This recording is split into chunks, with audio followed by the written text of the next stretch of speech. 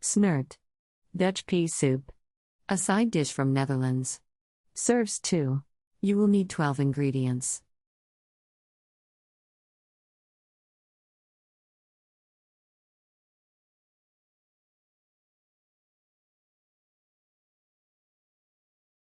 Step 1. Place pork hog in salted water, in large pot. Simmer 1.5 hours.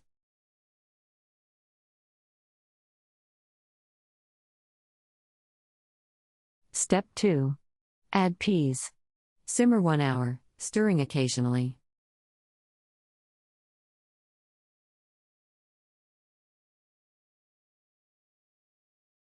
Step 3. Add the 5 vegetables and continue simmering until tender. On half hour before serving, add bouillon cubes and sausage.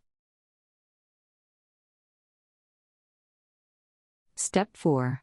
Remove meat from pork hocks. Cut up meat and return to soup. Serve with crusty rolls.